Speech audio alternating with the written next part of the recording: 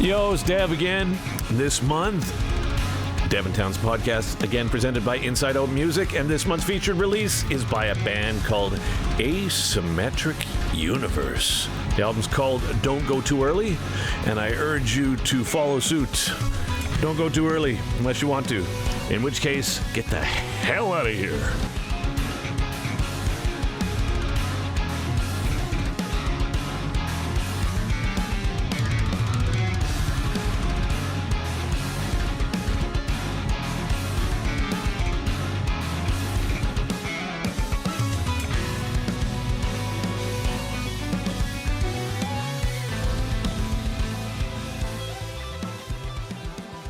Yo, everybody, Devin Townsend podcast. Welcome back. This month, my good buddy Ihsahn is the guest, and he's one of my favorite people to spend time and talk to. He's a wonderful soul, brilliant mind, amazing musician. Enjoy. Ihsahn, wish me luck. See you soon. So the way that guitar came together was I had purchased a pair of shoes in Australia years ago, and I think everybody has like a color palette that suits them. Mm-hmm. And I've always found that like the earth tone really works for me, and like beige or things such as this. And so when Aristides had asked to do a guitar, I sent him a photograph of my shoe, and it had a certain pattern that looked like a carbon fiber. Mm-hmm. And then it had the juxtaposition between the earth tone brown and a gray flap that I thought was really elegant. And so they replicated it, and it's quite gorgeous, I have to say. Yeah, it was beautiful. But you know that it was probably perfect because Pascal, I think he's really into shoes. Oh, Yeah, he is like these kind of different sneakers. I think in crazy colors, and yeah. and I do that for my builds as well. I recently sent a picture of like an Arctic night. When you had the dark blue sea coming into the kind of grayish snow on the shore, and I said, could we make something like this? And they did, and it's coming soon. I think in the ways that I found myself relating to you and your work, and in line with some of the questions that I hope to ask you, is the connection to nature and how it plays into the work. Mm. And I think the aesthetics are just such a huge part of what makes it so evocative. If you can combine those two things into one format, right? It's good to talk to you, buddy. It's good to see you. How's your Likewise, life? it's Yeah, great, and you too. It's been too long. I think we haven't really talked, and like we just met briefly at some festival and on that boat, and that's how we usually meet. And it's usually yeah, very stressful. So I'm also very glad for this opportunity, yeah. Me too, just to actually. catch up. Whether on Me camera or too. not. Yeah. No, I agree, and it's funny. It's things have just been so frenetic for so long, just in terms of life, that the art of actually catching up with people whom you care about or what have you is just, it seems to be so elusive lately. Yeah, and after the pandemic, it's even worse because I think Yeah. everybody got so used to, that privacy. Yeah, perhaps. Mm. Perhaps. And you've been And quite busy, I see from all your releases. I feel like I'm pretty prolific about my stuff, but I just can't keep up. Not with well, that. I think that so much of the motivations for it tend to be hand in hand with the process for me. Like everything is autobiographical, and I don't know if it is for you in a similar way. And not, I mean, I guess on a subconscious level, it probably is of where I'm at in my life. Mm, mm, So it's always very personal, but I find, and this you may relate, but I find, especially working alone, as I usually do, not being in bands, um, where you kind of had this kind of push-pull thing of what the band was and the aesthetics of it, but even more importantly, when working as a solo, you you need to have even stricter boundaries for a project, especially for someone like you or me who could easily go in either direction, to kind of focused things. At least I grew up on albums like Iron Maiden and those kind of things where, you watch the artwork and the music made sense in relation to that. It wasn't, Absolutely. 10 songs about, whatever. So I kind of, I feel like the more I've done all the solo albums and everything, the more focused I'd like to be in a conceptual direction. So I have this massive, without going too much detail about that, like a massive collage of pictures and like uh, dogmas for myself that I feel, you know, are what the whole vision is. And then I try to focus everything into that. And you know how it's like suddenly you do this pentatonic riff and you may be happy with it, but you could hold it up like a piece of a puzzle to that bigger picture and say like, no, this is not for this. Mm. So I like the everything to point in the same direction, especially if you want to explore that kind of main idea in a wide way. It even needs to be more focused going in. I can't agree enough. And in fact, it's relieving for me to hear you express that. When I talk to some fellow musicians about the process in which I employ, which is extremely similar to that. Yeah, It's about I assume, just listening to your work, it seems we're in a similar um, habit. yeah, I agree. I wonder if it is a habit, but I also find that perhaps the gestation of it comes from a similar place because I as well was fascinated with the Judas Priest, Iron Maiden, Mm.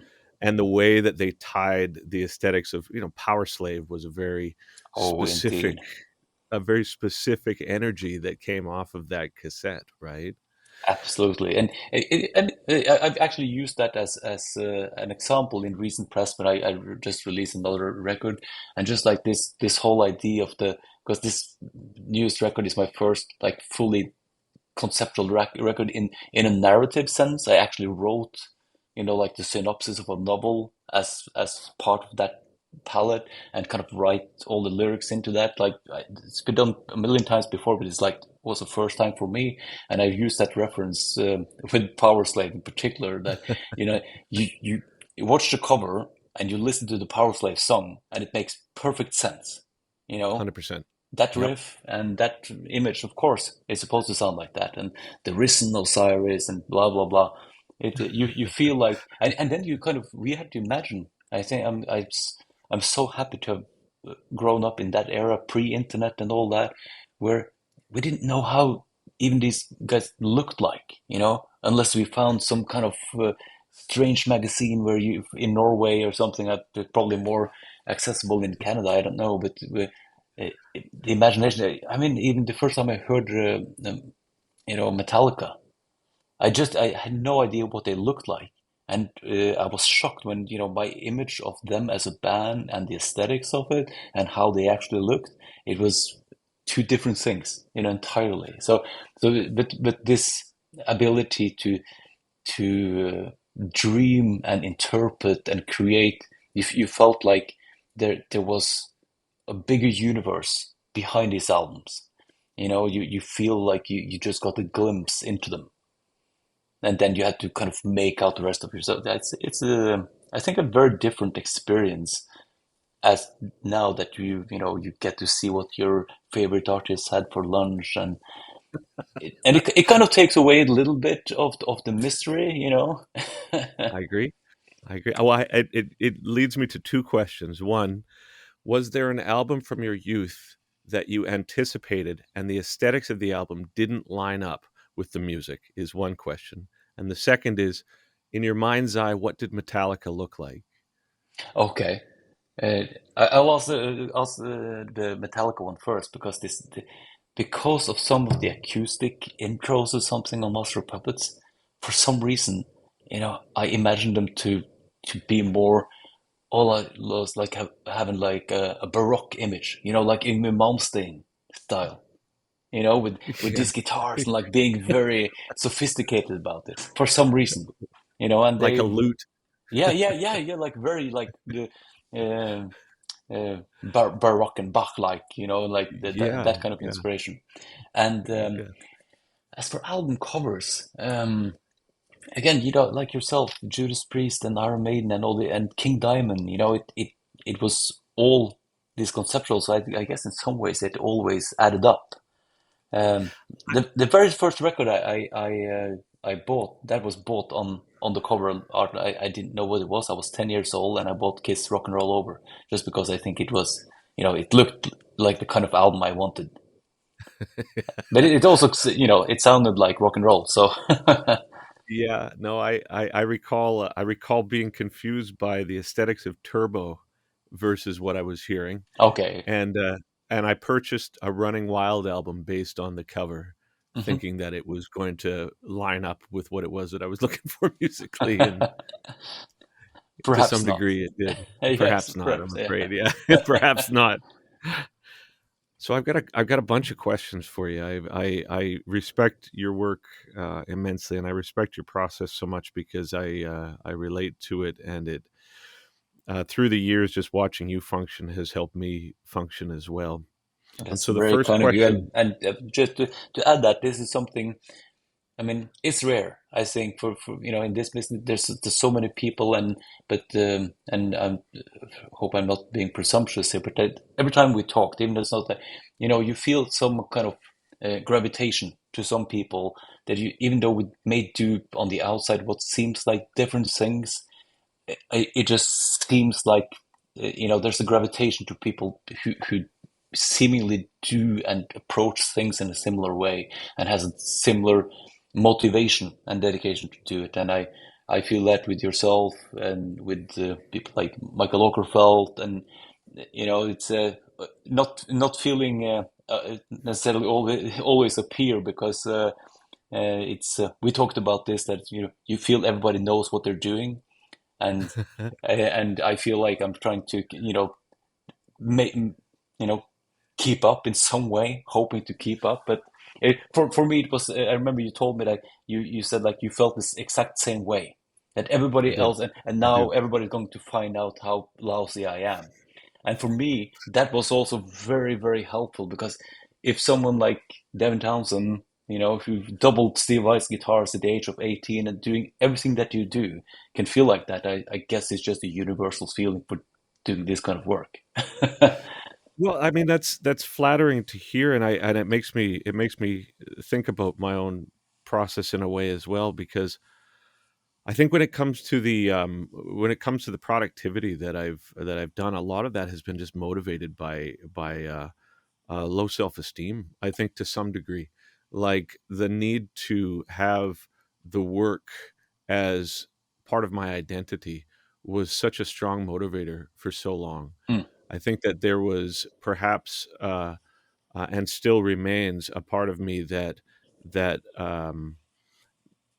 is looking for the opportunity to pull back, and from that, I wonder if in my if in my true form, if I would actually record nearly as much as I do. It's like I think that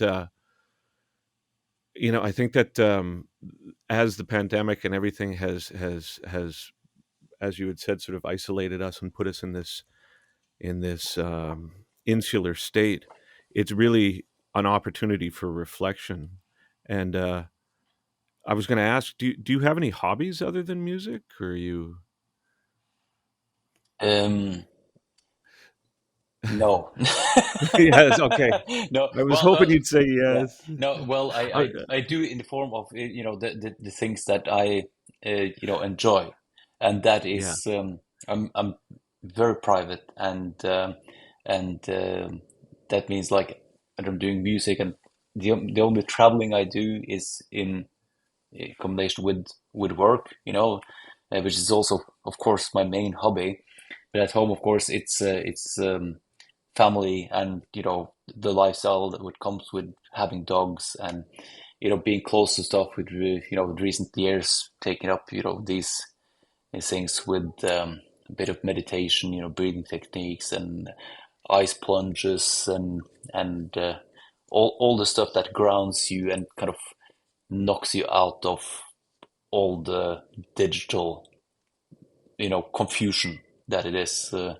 of doing everything else, and especially this would us be having a multi dog household, for example, always having these creatures who are so in the moment. They don't care about yesterday or last week or tomorrow or next week or next month. They're just like, it's sunny. Let's find a spot. Ah, we're doing a walk. It's best day ever. Yes, food. It's the same thing we had, for the last year every day. But it's the best, and it's just like this constant reminder. So that's but I wouldn't say it's a hobby, but it's of course part of the everyday life that is not attached to music. So of course, kids and dogs and wife. When you have finished a project, when you have completed a piece of work, is your inclination to start another project immediately, or do you give yourself some time? Most of the time, I'm so kind of fed up with because it takes such a long time. So I'm so fed up with the the concept and the music. I kind of fulfill it before it's finished in a sense. And usually by the time I deliver masters, I already have a clear idea of where I want to go next, and really excited about that. And uh, with this last album that I did, same thing happened. The only thing was that it took circumstances made so it was there was live playing in between, and there was a lot of press. I've done immense amounts of press for this album, and it's two versions. I did another orchestral version and a metal version and all that. I'm not sure if you heard I it, have. It's but brilliant. but uh, unfortunately, I finished it even almost a year before it came out, and still I have now compiled several of these concepts in my mind and doing my write-ups and everything, but I've not had the opportunity to start working on it properly, and which is very rare for me. And but at the same time, I feel like maybe the process of doing that album, it was so complex for someone like me that it took a lot out of me. So it's been kind of harder this time to get into the rails of doing things. And I was about ready to do so and rebuild the studio. You know how it is in between project, new Yeah. computer. I was so ready, and we ended up buying a new house, and now I have to tear it all down again and build it up. The act of moving is an underreported trauma. Oh, you shouldn't say that. You said that's great. It's a fresh start because we haven't started yet. In But Canada. In Canada, what I was going to say is in Norway, apparently it's a breeze. So oh yeah. Oh, I'm glad to hear that. Yeah, it will be our first for like 25 years, so it shouldn't be too bad.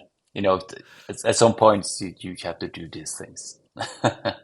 I'd love to get your opinion on this as well, and I don't want it to come across as nihilistic or cynical. But I often wonder about what the motivations for people who create are like, and I mean beneath it all, beneath the compulsion, beneath the need for validation, beneath any of that. Um, do you believe that music has an intrinsic value? For me, it definitely has. It's all a matter of how important music, as just as a listener, as a consumer of music, the impact it has had on my life. And as creating music, I never feel this is anything important for anyone else. It's still in the mindset of me trying to kind of channel something. And as I say, a creative need, for me, it's more like you mentioned compulsion and an impulse. It sounds very, very, arrogant to say so, but because there's so many people who would love to do what we do, but do not have the opportunity. But I oftentimes through my life, I felt that I didn't really have a choice. That kind of music chose me in a way, but no one. it sounds so arrogant and me being so full of myself, but I think the imposter syndrome that goes, trying to just remotely approach, the ideas and the kind of ideal of what you want to create. You feel so humble and small in that journey always. So I to be really confident about what I do is still something that I have to work on. What's interesting is I relate to the sense of obligation that comes with trying to represent these things that come into our orbit creatively with authenticity. It seems like it's almost like the idea of an imposter syndrome is to a degree like a societal construct that puts us. It's almost like the awareness that it is an obligation if we're born as musicians to do these things does seem so fundamentally arrogant Mm. in terms of what we're taught about music or the creative act or whatever, that it's very easy to say, well, this seems absurd. I'm not worthy of being able to represent this. But I wonder if because I've come to this conclusion recently that my motivations for creating are based on gratitude now. I think it's like I feel so fortunate to be able to be privy to these sounds and to have whatever skill set that I do to be able to articulate it, that in some sense to not do it seems like it's a slap in the face to the creative compulsion in the first place. I totally see what you mean, and I think it's also maybe it's age, my friend, but the Mm. whole concept of gratitude and being aware of this, and also to approach something like this in a very humble manner. And as many of us, have you read Rick Rubin's book on creativity? No, I haven't. You should, Okay. because Yeah. it's a really easy read, and it's really the way he uses different words. But when I read it, it's like one of those things when you read a book and it's like, yes, this is exactly what I've been thinking. He just uses Mm. other words, but he just like managed to pinpoint it. And he kind of put words to this, at least the way I understood it, to when you approach to make a record or something, of a grand scale, you know, you you have to. There's no point other than trying to make it the best that it can be. In approaching art, it's a process, um, and it's not about ego in any way, because that this is supposed to reflect me and make me look good or anything like that would just diminish the process and the product. So you just have to be a servant of the project, and to make it the best that it can be. Otherwise it's just a waste. And he also has this approach, I think, of um, uh, why make albums for the current state of things. It takes such a long time to make an album and to, do all the work to make a great album. So why don't we go all in and make something, for the ages? That approach. And that's again, it sounds arrogant, but I think what's the point of doing anything, in the history of art that we have as humans? Why is it? It's not like you always succeed, and we can all just try, but it's no use doing it if you're not going to give it your absolute best. Then it's pointless, and then that's when I think it's arrogant. If you go into this like it's good enough for them, who's going to listen to it? I think that's where the arrogance comes in. Well, at what point does that distinction include the audience, in your opinion? So, if servicing an existing fan base is part of your process to some degree. It's never part of my process, but I Mm. think I think as at least for me, as soon as if I should consider, people, those people might not like this. then I'm already kind of diminishing what it could be. So I think it's more. I try to be very open about that. Like I and it's again, it's not intended to be arrogance, but I never consider my audience in any way, whatever that may be. When I do a project, like my only the only thing I can control is like if I do my absolute best, you know, in this direction and do this project, to the best of my ability, and then I release it, and then people can at least trust that, the process that went into it was genuine. And I think especially for the kind of work that we do, that's what people go for. They want something that is real. They don't want the McDonald's version. They want something. And maybe this project was not something that resonates with you. That's fine. But it's so I always ask for that trust, and it's a hit or miss in a way, Hmm. but it has to be from that point of view. I don't know how to make anything from the perspective of um, what people's expectations, and I've never really felt that that was expected in any way from this kind of isn't. I think the whole atmosphere and ideology or whatever that goes with what drew us to listen to metal and rock music in the first place, or any kind of music, is this kind of um, even though at the end of it becomes very group identifying, in the way we dressed and all of that. And metal is, I guess, is a very very uh, international cultural phenomenon where we all grew up on Iron Maiden and Judas Priest.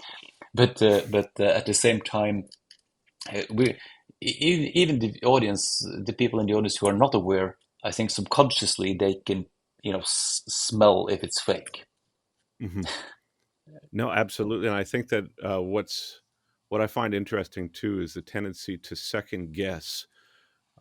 I find for myself, it's like I can second guess things that I think may not be appropriate based on, um, what a popular opinion of what is acceptable or not might be. And by that I mean I loved Def Leppard when I was a kid. Hmm. You know, it was Yeah. just, and it wasn't necessarily the music; it was the production. I just loved the depths that those things got to. But because that musical style seemed to be so unhip at a certain point, every now and then I find myself second guessing my own process when I come up with things that I think, wow, I wonder what my motivations for this actually are. Um, Question for you in regards to orchestral music, because I know your new project is heavily steeped in it, and I think it's beautiful. What was the first theme that you remember affecting you as a child? From classical music or orchestral music, yeah, Well, or just musical in general. orchestral, because for me, I remember seeing the movie The Dark Crystal, and the main theme for that as a Hmm. child, and just the tonalities of it, and the suspensions, and just that particular mode that it used, defined so much of my childhood that moving forward, I find that I default to these things just subconsciously. Was there a film or something that had as big an impact on you? I think it might have been all other things that had impacted me. Like my grandmother was playing some classical stuff, like Edward Grieg stuff on the piano, Mm. and of course you always heard like the Beethoven's Fifth and these kinds of things. But I think uh, uh, my main interest for orchestral music came from horror movie soundtracks. You know, Mm. and to this day, the sound, Jerry Goldsmith's soundtrack to The Omen is still one of my absolute favorites. From The And Omen. yeah, The Omen, yeah, Yeah, yeah. and and it's all these kind of almost cliche, like the Carmina Burana and all the grandeur. It always encapsulated all that energy that I think I felt was kind of intended in the music that we try to do.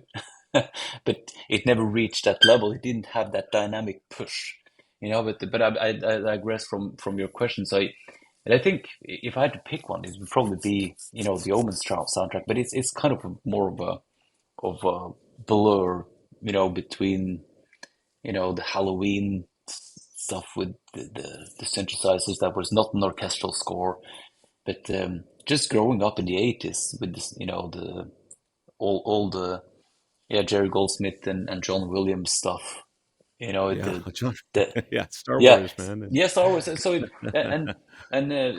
so I don't.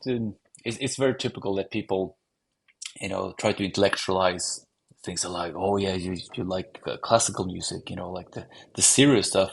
It's like, yeah, no, I my gateway to that was, you know, horror movies soundtracks, and John Williams and all this stuff, and of course you can, and it sends you on a trajectory to maybe more, you know, traditional classical music or other orchestral pieces, but it's for me, I didn't know any better, so I was like, oh, you know, Star Wars sounds great. Then you heard Gustav Holst the Planets and said, maybe he had some inspirations on his own, you know. Yeah, right. So you kind of I backtrack these things, and and the same way with, you know, books or philosophy or whatever, you know, we don't have to pretend that we started with, you know, maybe you have it, you know, I don't have a proper, you know, typical like British Oxford education, you know, where you taught Latin before you could walk, you know, yeah, and read the Homer and the Iliad and everything in Latin, you know. That's yeah. you kind of pick up the pieces along the way, and you know, you get some esoteric books, and it looks, you know, dangerous, and it has some strange ideas in them, and then you end up with the classic stuff that was inspired from, and you realize that it was kind of just a cheap knockoff, and then you get to the real stuff. You know? Well, it's interesting. I just finishing delivering a record today. I've had three all-nighters in a row, and I got to tell you, at 52 years old, man, my body reacts differently to all-nighters than it did when it was 22, right? But I mean, again, and forgive us, some of these questions come across as just naive, but it's based out of an interest. So horror movies always really and continue to bother me profoundly, and I can't get rid of the imagery. And even though it's a fantastical you know, personification of violent acts or what have you, I can't help but internalize the imagery to the point where it affected me so negatively from such a young age. And but you know, I have friends who are like yourself, very empathetic people who love it. And Well, I can that I was never uh, really drawn to very you know, graphic, violent type oh, of horror movies. Not, you know, the zombie stuff and Brain Dead and all these, you know, just blood and gore. To me, that was very, very boring. I You know, agree. it was all, yeah. What attracted me, that's, you know, again with The Omen. I'm not sure if you've seen the movies, but I haven't. No. they're primarily psychological. You know, Oh, okay.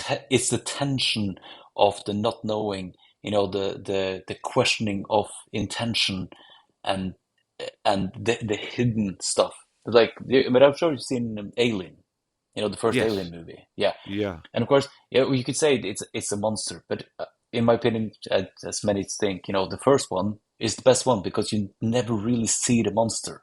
You know, Right. it's it's kind of tagging your imagination along, and you feel the tension.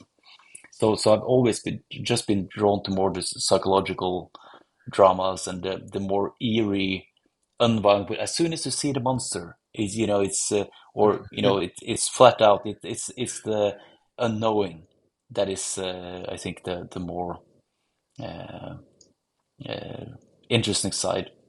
And for many years now, I've been, it's, maybe it's very childish, but I've been quite obsessed with the Hannibal TV series, uh, just because of the way it's. I talked so much about this in relation to some of the records I've made, because it's a series and it's a detective thing, with a crime, but kind of modern world scenario. But all the scenes are almost symmetrical. It's very theatrical and unnatural in that sense. There's a lot of psychological tension. It's almost the pauses in between the dialogue, the tension and the timing of that is more important than the dialogue sometimes.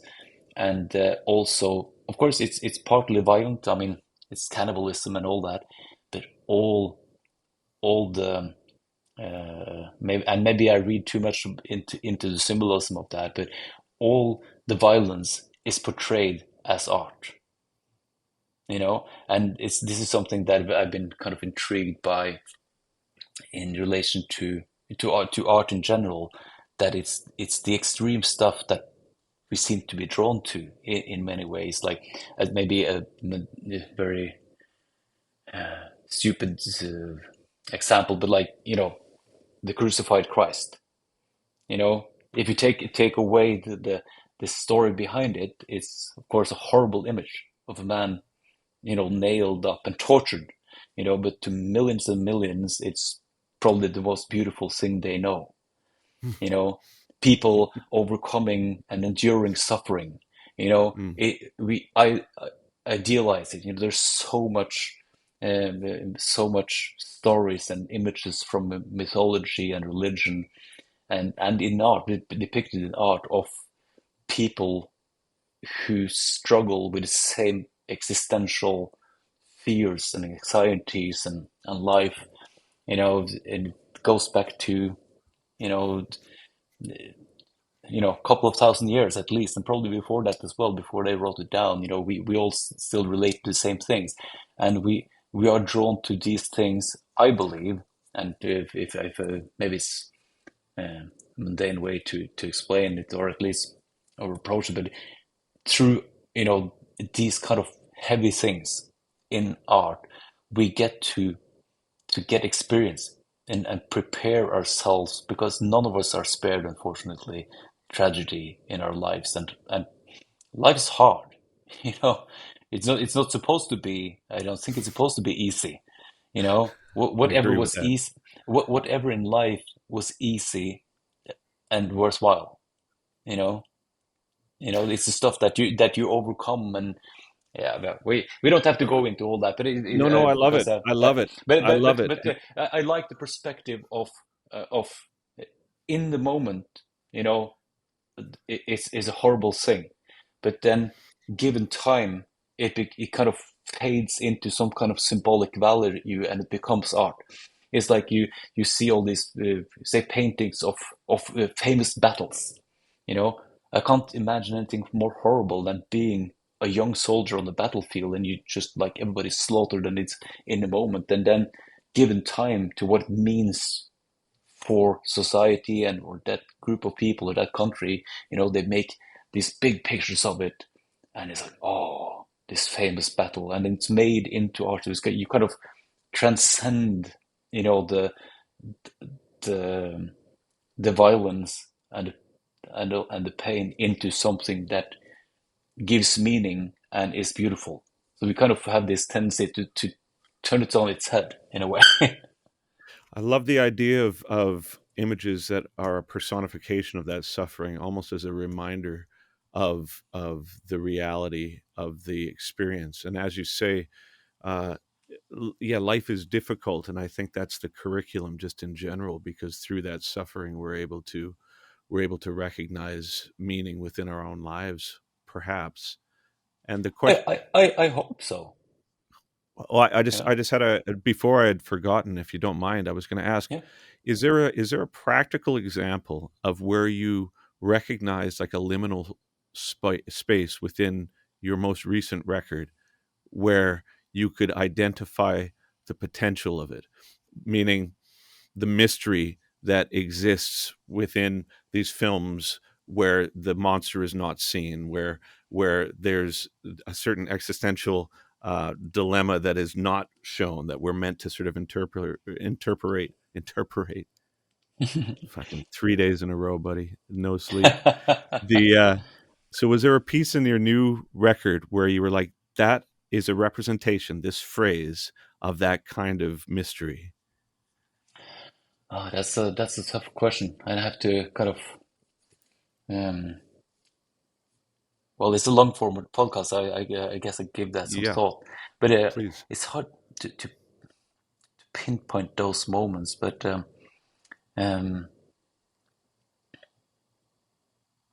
you put me on the spot here because the whole thing that I guess I'd have to answer it in a more general way in my approach. Again, it goes back to always trying to be very honest and uh, kind of putting myself in there, but at the same time, I never want. That's why I think I use so much symbolism. This whole new record is kind of using the juxtaposition of Apollo and Dionysus, and it kind of leans on symbolism from ancient Greek, typical archetypes and all that, and it's still super personal. So some way it's almost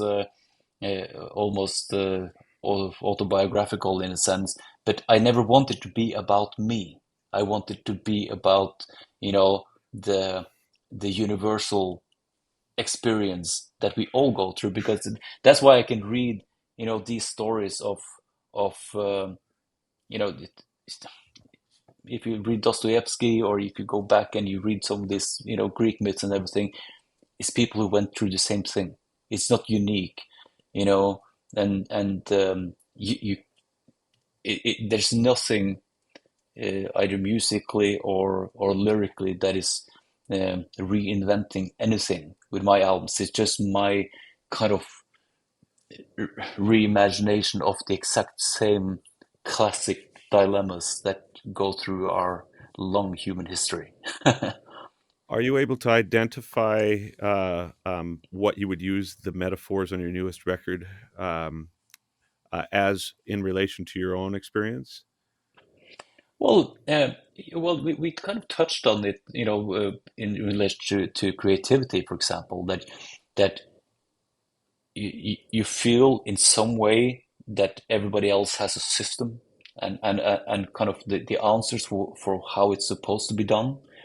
And then at the same time, I feel like I'm following an impulse to something that I don't know what it is, you know, and this and of course, again, I mentioned this Apollo, which to me represents the stability, order, predictability, and everything, and then which has that comfort zone, and you need that, but then you're kind of drawn. At least since I was a very small child, I've been drawn to something that I didn't know what, but it was something chaotic, and I feel that is a Dionysus aspect, which is all kind of more hedonistic, play and joy and wine and all that, but also the danger, in his followers, the Maenads, who are these dancing, frenetic followers of Dionysus, but who will suddenly attack you and just tear your limbs apart and feed on your flesh. So the dangers of, you know, that when you cross the border, you know that's uh, uh, that's where the danger and where the reward is, kind of. And I guess just from from a creative point, I feel I do my best work if I kind of have one foot in the may sound very stupid, like say my screaming vocals and my distorted guitars is my safe zone. That's kind of my most kind of fluent way of just expressing myself without thinking about it, and then all the rest is kind of putting my foot in everything that I don't know how to do, or I don't have the recipe for how I can implement that, and somewhere in that border line or that landscape in between those two is is guess where I want to be. But you're never really in that one spot. You're either too much in one or too much in the other. Yeah, you just one foot on either side and just being straddled in the middle there. You had Yeah. mentioned a minute ago that since a very young age you were drawn to something that you couldn't define. Uh, eh, can you define No, it? uh, but Is it I an guess, energetically, I guess? yeah, but it's that again, this um, and that I think is a struggle for a lot of us, because we have this uh, inherent ideal of what we could be or what we should be. For some people, it may be what they should be, and for other people's expectations. So whether that's, old family traditions or whatever, have expectations of what you should be and failing to live up to that. And for some of us, maybe, you put those ideals into your own head of what you feel you should have the potential, and always kind of cutting it short and disappointing yourself in, not achieving that. And I think it's very typical, especially in your teens, that you yeah, you've probably seen pictures of, yeah, well, I've seen pictures of you when you were more of a teen, like, you have like a persona that kind of acts out, who you want to be, like as powerful and how, in control or whatever that you want it to be. And maybe I'm speaking for myself here. Then you have that part inside of you who's like this big, you know, constantly failing to what you're. And I think maybe just getting older, you try to combine the two into some kind of whole. Well, reconciling, and I think in a lot of ways there's a lot of self-acceptance in that just comes with age as well. Acceptance, I think. And I think that has also been a very, very valuable. And for some reason, I've talked to many people. We know, meet people in this business who, struggle with with different issues, and I think I've been fortunate, not that I haven't, had my fair share as everybody, but I think um, I've always had, maybe because I haven't had so much external expectations. I don't think my family or anyone, like it. I think my identity growing up was very much like people expected. My feeling was that people expect me to be, mediocre. He'll be all right. You know, no one really saw that like he's going to be someone. I never heard that. He'll be all right somehow. So like not this external pressure. And I felt like, when I first started doing something that I believed in, and I was very very driven in that respect. I guess when I had my pitfalls of what it takes, we have to go somewhere to do what we do.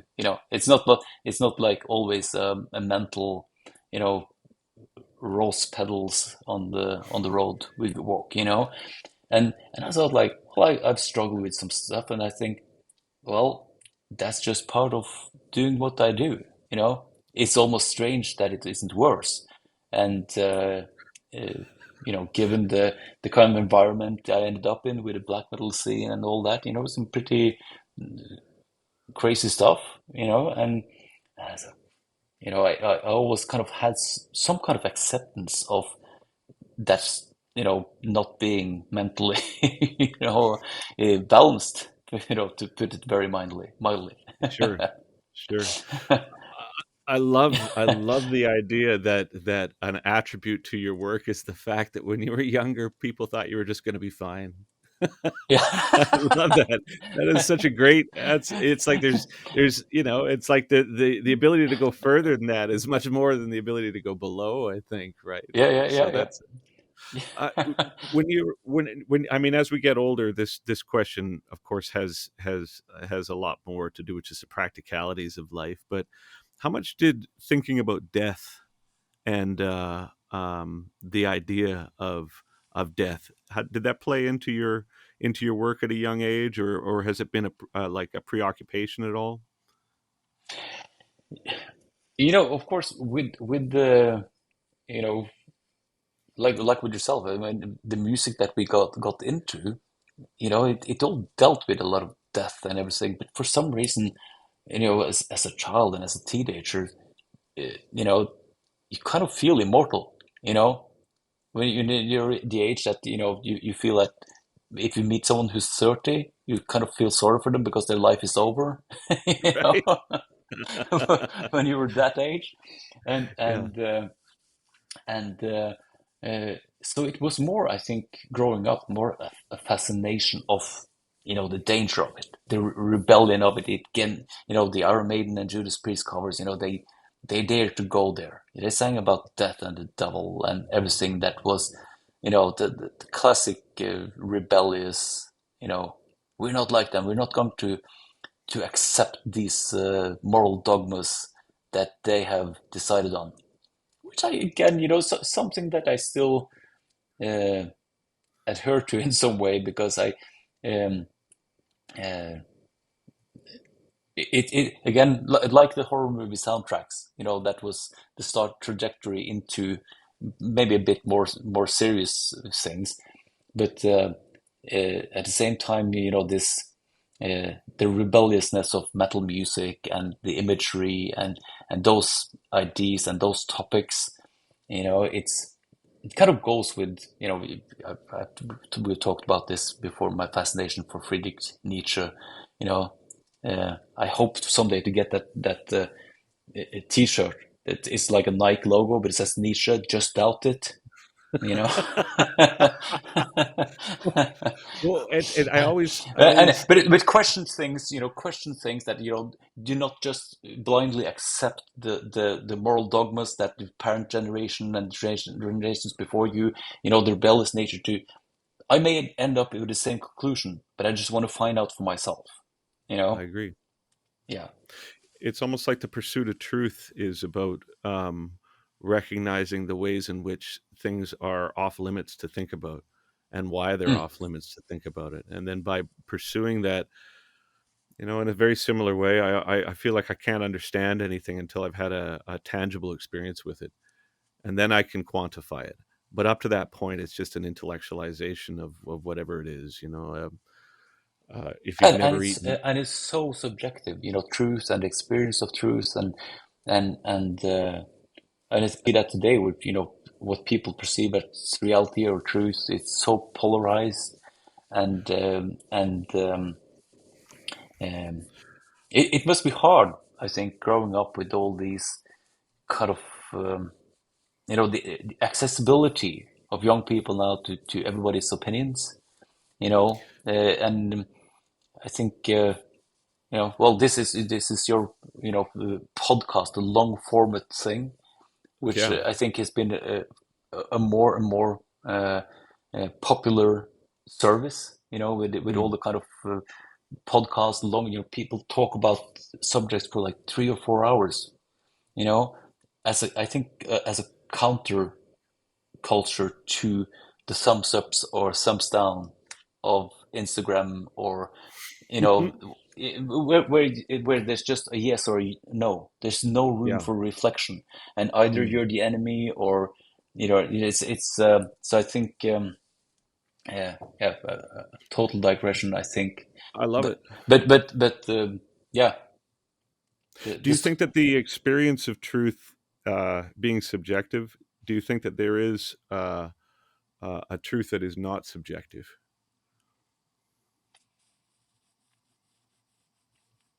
other than the experience? I really don't think so. Mm. There's something to be, but it's still, so a lot of these things are just things that we end up believing, Mm. and without going into that rabbit hole, but like, I mean, how we sense the world, and the way we see it and hear it and experience it and tactile, and it's just like, you know, it is stupid. It's like, take bats, they experience the world through sound. It doesn't look like what we perceive it as, and dogs, perceive so much of their experience of of their surrounding and reality is through smell, which I believe makes I thought about this when I walked our dogs, because they they don't they can smell, and the news when they go for a walk, but it's not that in the moment that it's fluent, because they kind of I think they have a sense then of how long time has passed since that other dog was here, you know. I So it's yeah, more like, yeah, and actually. and and I guess did you have those thoughts as a kid?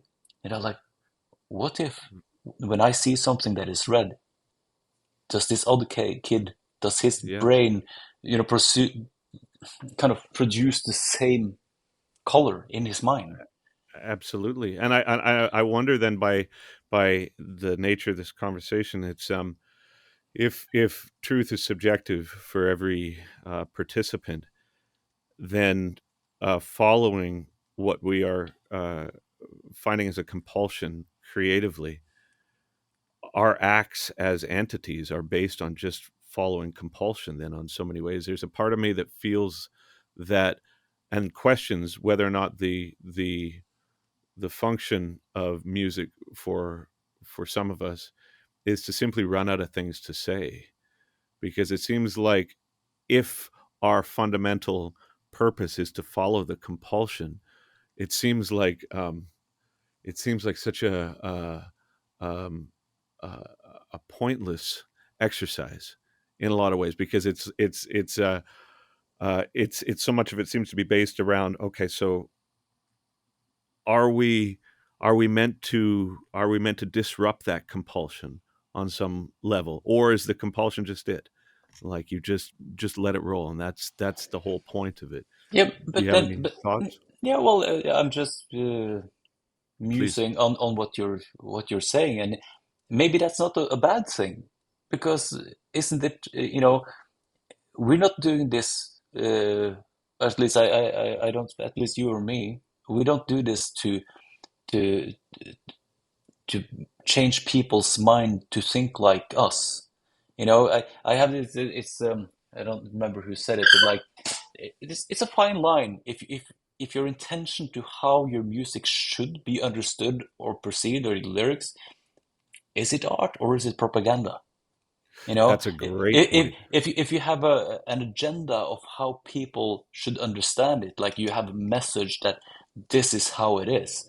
I mean, so I think it's much more of as we talked about. I think you and myself and many others of our colleagues, we come from the same place.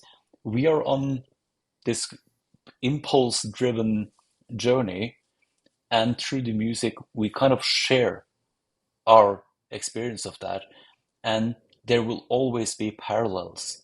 And I think, I'm sure you've had the same experience when you read something, and like I mentioned with Rick Rubin's book, it's different words, but you recognize it. And I see that all the time if I read something, and like, wow, someone kind of made it clear to me. I've been thinking about these things, but someone managed to formulate this in such a way that I can understand it better for myself. I And would say there's oh, I'm sorry, go ahead. yeah, no, and was it?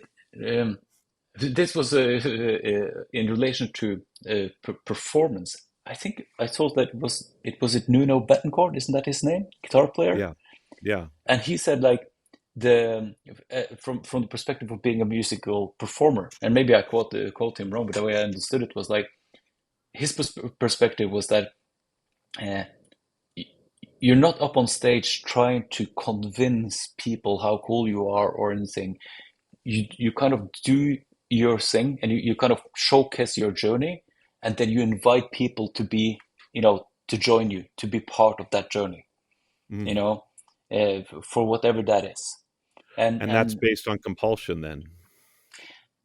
yeah, impulse, compulsion. And I think, again, if you have too strong an agenda, I have very strong opinions, and thoughts and things that I reflect, and I most of my lyrics probably are just as full of questions, rather more than answers. It's more expressing these different things that concern me, and on some level, and hopefully that will, you know, uh, kind of make people reflect, and people are in a similar situation. And I'm sure you've had this when we get to go around the world and play for people, and you meet most of the interaction is kind of just what it is, but then you meet someone who has some kind of special uh, interpretation of something that you sang, or said, or did, that they say had a profound impact, you know and it and I've so often felt like that is I never thought about that. It was just a totally different interpretation. It happened in this person's head. It has nothing to do with me, but I'm very glad that he came to that positive thing, as a consequence of me just doing do with it. Like without me intending it. It's just I did my compulsion and impulses, and someone followed along and find something meaningful for themselves. So I guess um, you mentioned this, this trajectory to truth. I found more and more that you said as with gratitude, but just doing something that is meaningful. And um, I guess on the more philosophical level, with this niche, when God is dead, when you lose that kind of overhanging morality, in a sense, from a divine perspective, you the the danger is, of course, that, and this I think was Nietzsche's kind of dilemma as well, what you fill that with, you know. And then he predicted that it will be filled when you take away that element. People are still in need of, some kind of overruling, moral compass. And then he would, predicted, that you would have stuff like Nazism, or, extreme communism, and these isms that people, gave the answers. So there's a big problem with that when you take such a big chunk of human culture out, and then it's easy to, from that God is dead, and very typical youthful, that you can follow that nihilistic part, where nothing has meaning, so n nothing matters, and maybe that's the truth, in a universal sense, like in the universe, you get dizzy just seeing this, this is where you live, and then you pan out through the solar system, and and maybe it's not that meaningful, but exactly what you do with art or the way you live life, you kind of have to give it meaning, you know. And so I think it's more important, I think, to seek for something that is meaningful rather than something that necessarily is just a universal truth. Understood.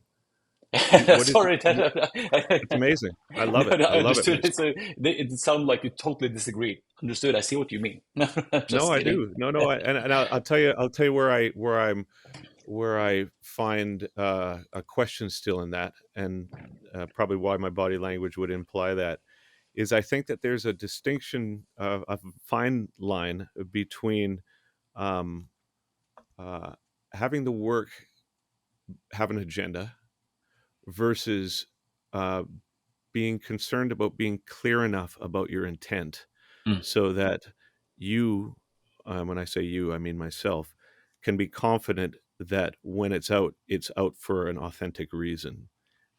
And I think that the idea of questioning through it all is the only solution artistically, because other than that, like you say, it is propaganda, because you're trying to instill something, instill something into your audience. But I guess where I still struggle with it is uh, the fundamental purpose of art, and I struggle with that because I can't quite decide whether or not the compulsion as an artist myself is rooted in something of value, or just something that is a need for validation. You know, Yeah, it. it's hard to say. And Mm, what um, from the outside, like art, of course, I see that, something extremely valuable for myself, and I think for human culture in in in the Why? sense, yeah, well, in the sense that this is where we can connect with the more fundamental parts of our existence and our psyche. I think all these, I guess, all the symbolism that goes into art, it may well connect us with, this, for instance, in the psychological iceberg thing. Like, you have your persona on top, and then you have all these kind of reactive patterns underneath that you have no control over.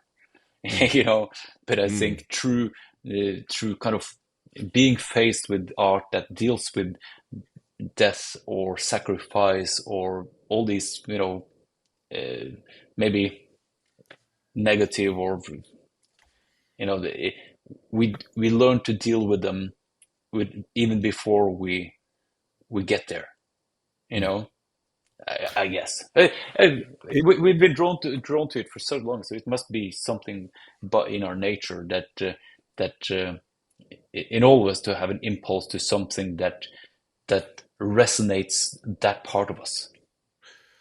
Do you believe that the awareness of the underlying psychological patterns in our process is of any use? Like to pursue the reasons why one would do what we do. Um, to some extent, yeah, but I think it's in my own experience that it's not only in relation, but being reflective of your own motivation. I can see where you're coming from with that, but in because when you do, these cycles of things, at some points you have to kind of pause and reflect on why. And but I've this is again something that I've picked up on podcasts and everything. But this perspective, with like with these underlying structures of our personality, and then you see, if you take a step back in some situation where you see, like, I'm reacting in a certain way, and then you take a step back, like, this is a you kind of recognize this as a pattern, and it's not, especially if you recognize this, if it's something negative, that you end up reacting to some stuff in a negative way, and like, why am I doing that? And then you can, if you reflect on it, you can like realize, okay, there's some history here. It's probably something in you know the roots of my being that makes me react like this, and if I'm aware of it, I can actually try to do something about it. You know, like, again, the first this is more on the surface, like the first step to making any progress is kind of to accept the problem. Mm, If there mm, are any, that can be anything. So if you shove it under the carpet, there's nothing to be done about that.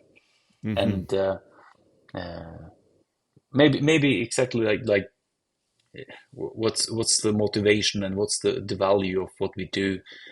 I mean, we kind of offer up our process and our questions and our and have an opportunity for people to kind of reflect themselves through that filter.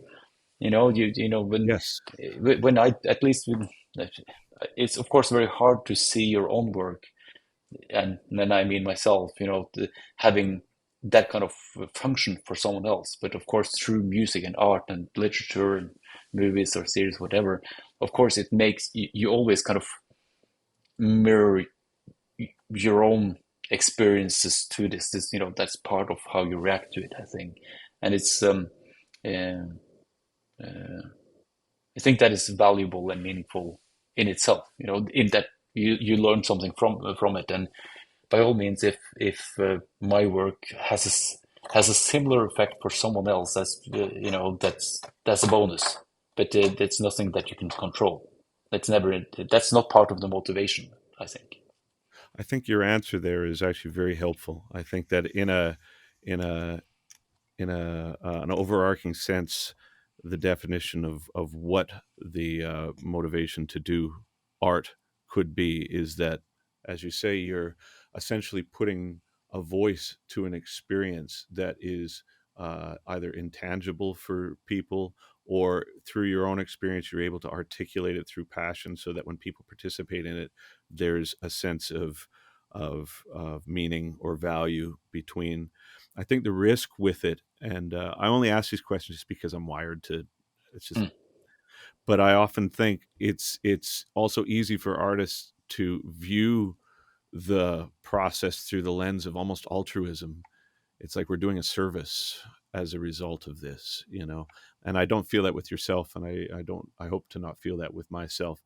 But I think that the true meaning of why we do these artistic things can be sometimes lost in a flurry of thinking that we're doing a service, Mm. you know? But this boils down again to people's motivations, because Mm. it- people do things for all kinds of reasons, and you see, I met several artists who do this from a much more it's all about me kind of Yeah. perspective, and it, I view more and more so now. I think that the way I view it, like I've been so fortunate, as again, you become aware of the gratitude of, I know so many people who wouldn't even dream of getting to do what I do, you Hmm. know. And sometimes I have to pinch myself. I mean, if there was some kind of future oracle who could tell me when I was 10, that I would play, the same stages as some, you know, like Judas Priest or Iron Maiden, or that the guitar companies would build me my dream guitars, I would probably die of a heart attack just thinking, at 10, so I have to remind myself sometimes, and again, um, when I've been so fortunate to follow this kind of egotistical, you know, self self-serving passion, because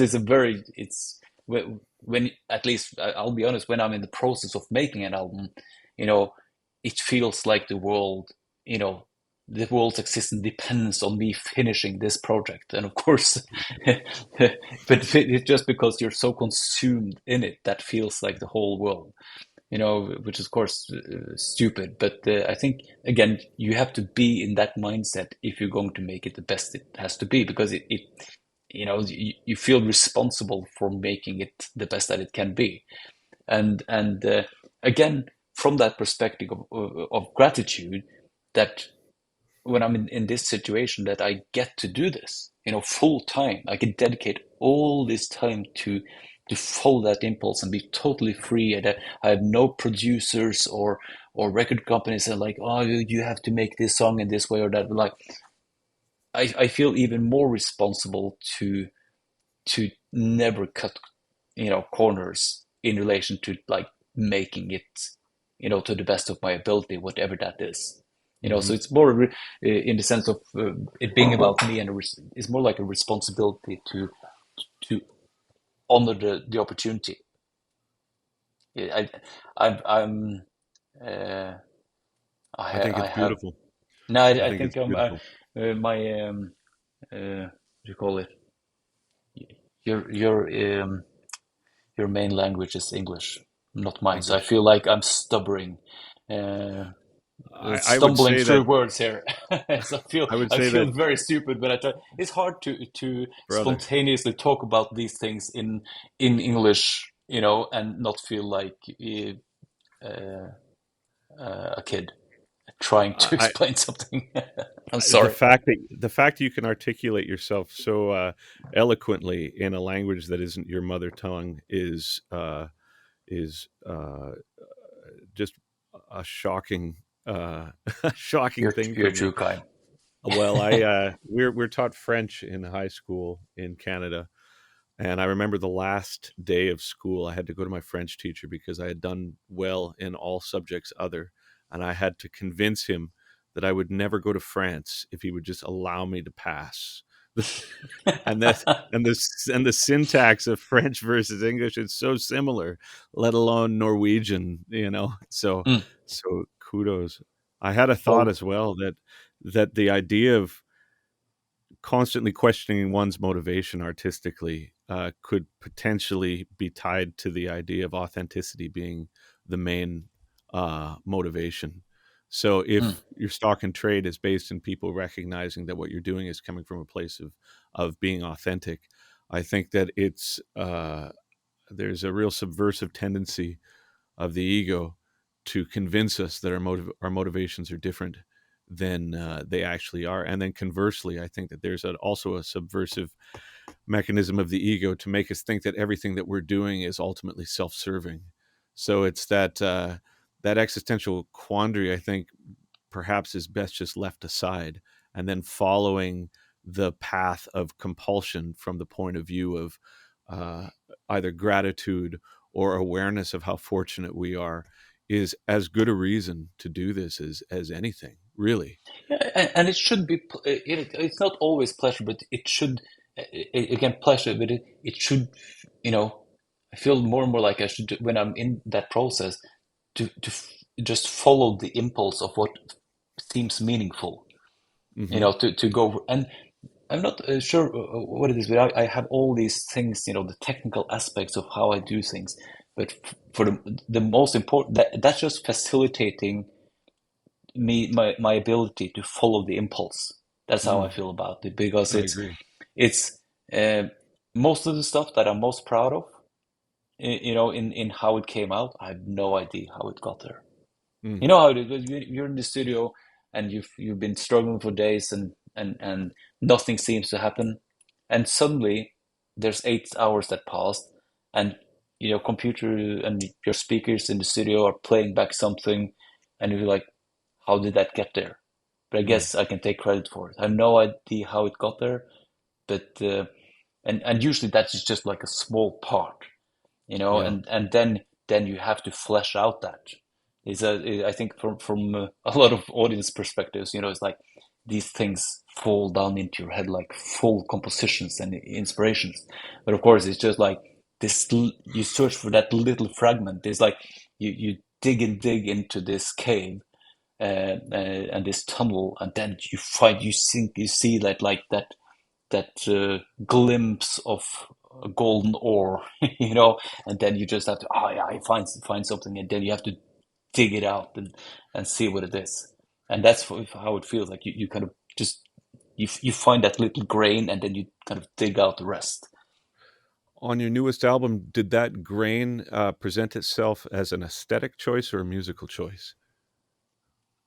Um, what it was an aesthetic idea, and again, all these dogmas that feels almost like limitations, but again, to me, it's the kind of challenge that I guess makes me focus on. I think all these kind of dogmas and rules that I set for myself before actually starting to write any music is to kind of uh, try to distill the vision of what, because again, this sounds like I always feel so stupid saying stuff like, because it feels like this kind of grandeur image of myself. It's not like that, but usually albums come to me like out of nowhere.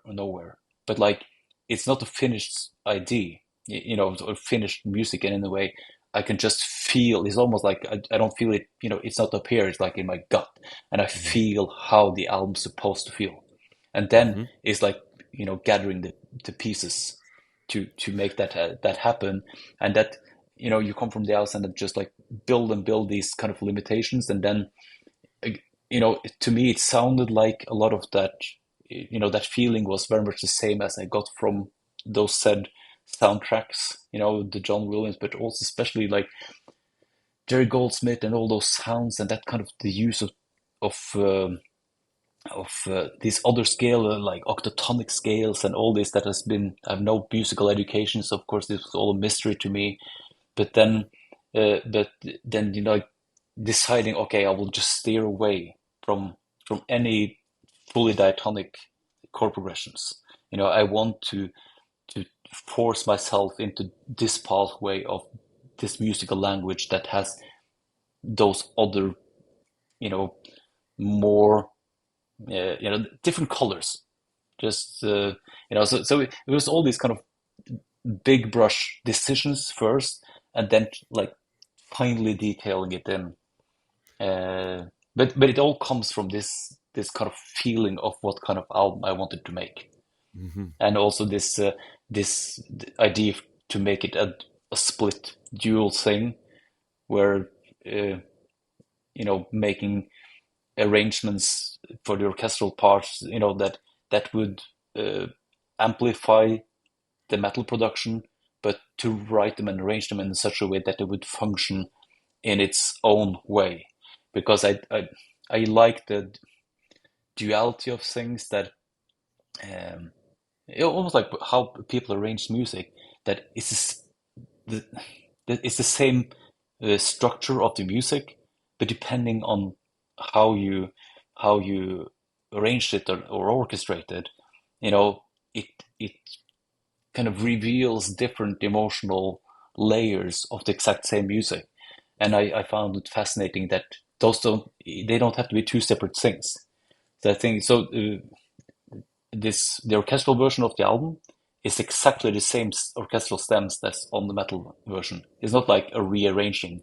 It's like just taking one layer away, and then they kind of I at least in my intention was that where the metal part of things were very dense and heavy, I wanted the orchestral parts to lean back, and then you kind of almost get like a parallel where the metal parts in the metal version is like more mellow.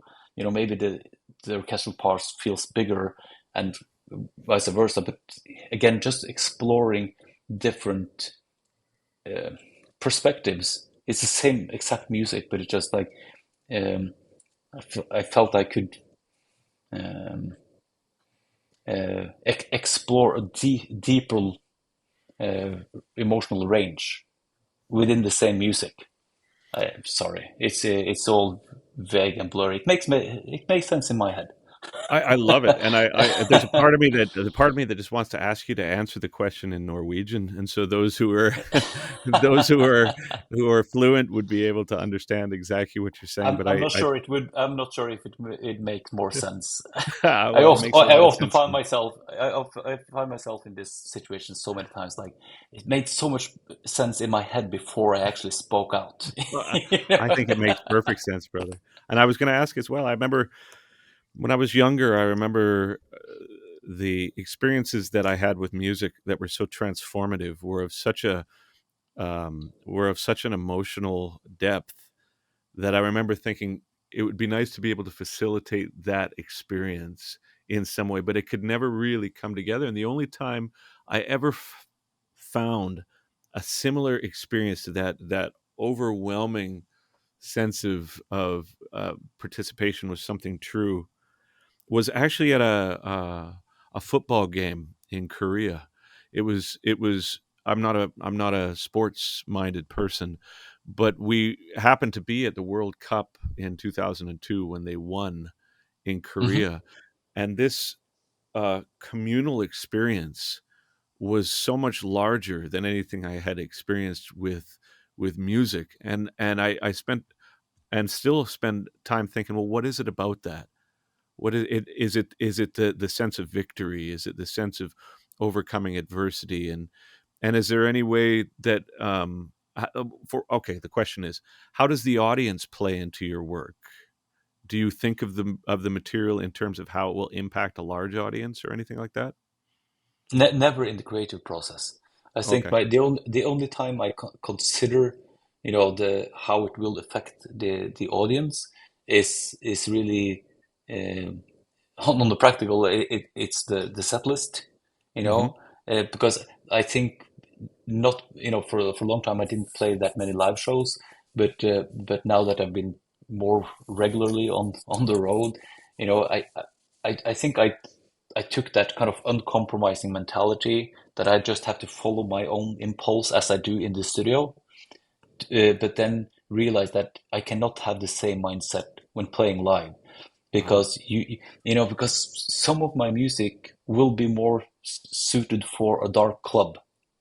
And when you play, a summer festival in the middle of the day, you know, you have to facilitate, if you're going to manage to create a certain atmosphere and take people along on the journey, you have to kind of play along with the environment and situation that is there. It's like, and that sounds like, you're just putting on a show for a dime, but uh, but it's more like, um, understand the environment. It's like, imagine Rammstein trying to put on their show, you know, uh, on a small stage at some mall concert. It's just out of place, and especially a lot of the theatrical bands. Yeah. You can't really pull it off in daylight. Yeah. It's just that's the practical idea of it, but also, um, on a more fundamental place. I mean, my role playing live, that's when I'm really conscious about uh, the audience, in the sense that it's, you know, being who I am, I could feel very awkward on stage.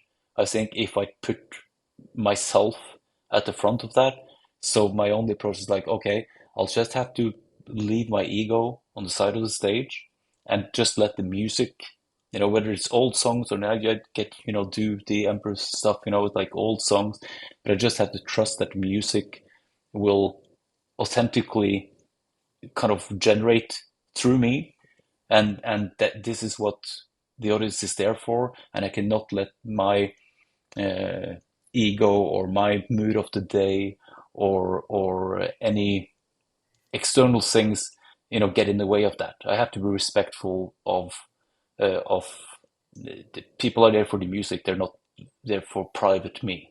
So if I do something stupid on stage and it looks stupid on YouTube, uh, because I acted out too much or anything, and I didn't preserve myself, that's on me. So I'll just have to take that, because I can't go on there and be self-conscious and reserved in a way. You just have to kind of give yourself to the experience and let the music and the energy of the room, you know, take the role. And it's a risky game, because it's you're kind of on the spot. Oh yeah. Do you find But that the live performance then is, if I'm hearing correctly, in a sense, the obligation to serve the music requires it to be, it would veer more onto a technical side of music reproduction, I would imagine, because and this is probably why we're able to play music from the past as well without feeling like we are emotionally having to relive those things. That gets asked a lot. Um, yeah, but I also get. I'm sure you do too, because we've been doing this for a while, and also for me doing, my solo shows and the Emperor shows, and people often will ask me like, how what's the difference? How different is it to play your solo shows and the Emperor shows? And honestly, it doesn't feel any different to me, mm, mm, because, and whether it's old songs or new songs, it really doesn't matter, mm, because especially if you kind of get into that zone of just channeling what the songs themselves are. And I think and it's not because I'm such a fan of my own music, but it's like, we talked about Iron Maiden and Metallica in the beginning, and I'm sure you've experienced this when you hear, some songs that you haven't heard in many years, and you kind of, it puts you back, and you can almost smell smells from that room that you heard those songs. It yeah. takes you back, and it's kind of embedded in your spine. And I think in particular with the Emperor records, when we play those songs, of course, we, at that time, the pre-production was the rehearsal space. these days we make records in the studio and we patch them together, and then we have to learn to play them live after the fact. So it's like reversing the process. But these songs, they're so embedded in my spine that I couldn't. When we started replaying them, there's so much of the riffs that I just had to start with the riffs that I remembered and look away and just let my muscle memory do the rest and kind of sneak peek on my fingers to make a because it's in there, but there was no conscious part of me that remembered how I played it. And I think well, I've had this example, and I think that it makes it very clear that one of our most uh, classic songs is this song called "I'm the Black Wizards" from our first EP. I was 16 when I wrote that, but it's like one of those songs that we have to play every show, and it's always really boring to rehearse "I'm the Black Wizards," but it's never boring to play the song live, because then it's that connection. Like the equivalent, like for Iron Maiden, it would be the Iron Maiden song. You know, Mm, mm. I'm sure it's never boring to play do do do do do do do do do. Yeah. You know, because then the energy happens. Yeah. So it's and you just have to follow along. Are you an improviser? Unfortunately, no. My dad and I, did a lot of improvising I was starting out and like jamming blues stuff, but I got into metal in such an early age, and it's not really, especially the extreme stuff. It doesn't really lend itself well to improvisation, which is sad in a way, because I've always admired people who could kind of spontaneously, like almost like the way I feel when performing live, the stuff that I, you know, know so well. I've rehearsed it so well that I could just express it fluently, hopefully, for most time. But people who could do that creatively, like for me, someone like the Amanda Galas, for example, has been a Mm, huge influence. mm. Who could just have a text and a vision and some sounds and just like impulsively just like express like that. I did one album where I tried to do some of that, where I actually did some full on improvisational tracks. It was an album called Das Seelenbrechen, and but that was really scary because I'm really used to like just pinpointing every note and every small bit, and then we both worked with Jørgen Munkeby, Yeah. and he's an amazing improviser. Oh I yeah. just remember Yeah. the first time when he came to my studio for the first record that he worked on me with, and for me to be able to communicate to him what I wanted, not in notes, but like how I wanted it to feel, and he would immediately do something, and it sounded Mm, like that. mm. I've always admired that. Yeah, So he's so brilliant. yeah. So, but I'm very very like nitpicky and just like putting the pieces together. Of course, it's solos and everything. There's an element of improvisation, always, but not in that sense. I don't have that background of just going for it. Well, the mechanism that you explain in terms of how you present the material and how you find yourself able to participate in the function of the music by leaving your ego at the side of the stage is essentially improvisation in a nutshell. That lack of self in a performance way. I think it's the same mechanism in so many ways. And when I hear you Maybe speak maybe about, you're right. Yeah. I hear you speaking about it, and I'm actually envious of it. I'm envious of or I'm maybe not envious. I appreciate the the way that you describe playing live, because I feel that's where it's difficult on some level, is to disassociate my current frame of mind with what had happened in the past, And I think that when I see people who are brilliant improvisers, like just fantastic improvisers, it seems to be the exact same mechanism. Just you Mm. are serving the moment. But how do you feel about these things when when like one of the not the last time some of the last times we spoke was on that boat where you were playing those old strapping Sure, songs. sure. Yeah, But do you feel, are you saying that you feel sometimes awkward, a responsibility to relive it in a way that is genuine, that you because I had those same fears when we were mm, starting to reforming Emperor to do live mm, shows. That was yeah, my fear, like, will I be able to do this authentically?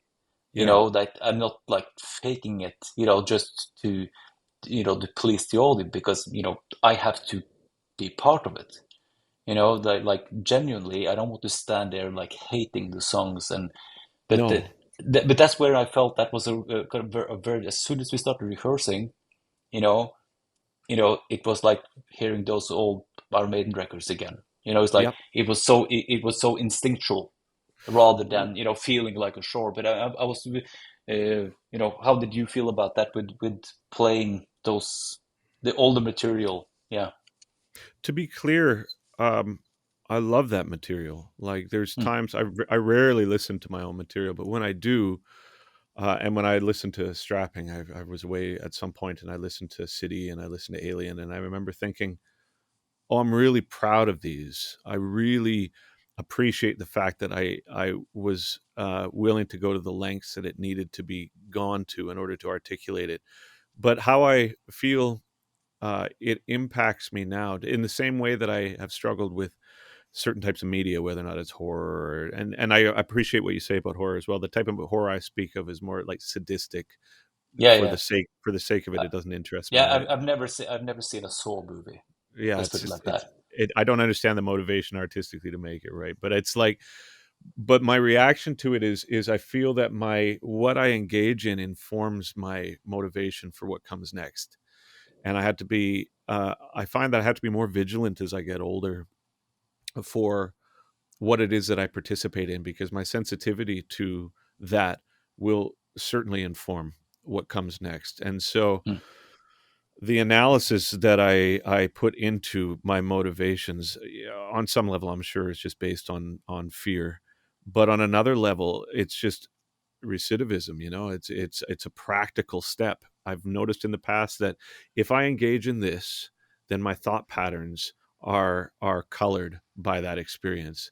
And so when you speak of meditation, or when you speak of anything, that media we consume, or alcohol or drugs or sex or anything, I think it on some level will affect my motivations to do things in the future. So my connection to playing music is often about um, what it feels like energetically. I think, like what it is that I get back from the audience, and Mm. I find it's like the loudspeaker that we have is such that whatever we put out there is going to come back in some way. And so as Hmm. long as I'm assured that my motivations during the creative act were that of being authentically who I was at that point, I can rationalize it. But there's been moments in the past where my connection to the work was so rooted in fear, or so rooted in needing for validation, that when it comes to those things, I it can be a slippery slope for me, I think. Mm. Yeah. Yeah, it definitely takes you to some places, and I think, but also probably more in the beginning, and like probably more off stage than on stage. Mm. You Yeah. know, Yeah, no, fair. because yeah, being in the environment of the same people, and the expectations, and like on the meet and greets and all that, Yeah. you're representative of a time and an age, and that is very much in the past, and Yeah. that I think is much harder. The music is again more fluid and abstract. That makes It sense. even Yeah. yeah, but being in the role of representing, expectations of who you were, Hmm. you know, that then it becomes you in a sense. And It does. I try to Yeah. approach it in a similar way, that the people who have these expectations, it's also my role there to not get my ego in the way, because people who have a strong relationship to this old music, they are, you become a representative of their investment and time Yes. and experiences with music that you happen to be part of. And my role is not to screw up that moment. It has nothing to do with me or, with the selfies and everything. It's just part of, I try to think of it like respecting their memories and investment in music I happen to be part of, and not uh, ever wanting it to be about me as a person, because that would be very traumatizing, I think. Yeah, I would And agree. I've met some people who start to believe that it's about them, and Yeah. rarely charming. Well, I remember when you started doing Emperor again. I was just sort of watching and listening to some of the things that you were saying, and I was very taken back by how you were able to navigate that, and perhaps what you just explained is the methodology behind it. If you're doing these things to honor people's investment in a time and a place in which you were a participant, then the obligation to do that is just to do it accurately. But I think that's you have to have a strong sense of self as well, because I'm sure there's people who have even subconsciously such a connection to their own past that that's where their glory days were, that's where Mm. this and that were, and then I think that can become very dangerous because yeah, it becomes about you at that point. It's not about the memory, it's not about the energy. Yeah, but when it comes to music, and I think that was for me also. Uh, it felt like a small victory in a sense when we kind of reunited and did some of those things, but in jeans and a black shirt, without the makeup and all the stuff that, all the bells and whistles of what it people expected it to be. you Yeah. know that for me, who's been so dedicated to the musical side of things for the band rather than the black metal, Norwegian black metal scene and all that. I was always more of an outsider in that. It Yeah. felt very um, uh, a lot of validation, Oh, if you could put it like yeah. that, when you come on stage and we play the songs as we are now, in a genuine way, in the expression that I feel just as angry and kind of in the moment when I perform these vocals of my teenage angst, but as the person I am now, I'm not trying to recreate or turn up in a monk's hoodie or in corpse paint and all that. But That- I respect people. Some people feel that that's part of the performance, that they feel that that's part of what they need to do, for sure. themselves, Yeah. and they do it genuinely. But for me, that would be just awkward, and I think that's just the rule of thumb, that if like with playing live, as I said, as leaving your ego on the side, is like uh, it's tempting to kind of reserve myself, to maintain some dignity, because if you let your kind of this Dionysus way of just letting it all hang out, like you do on Yeah. stage, and Yeah. and then it can be very awkward after the fact when you see everything is on YouTube afterwards, anyways, and like, oh shit, did I say that? And I looked strange. And but if I was ever to reserve myself, in that situation, it could only make it worse.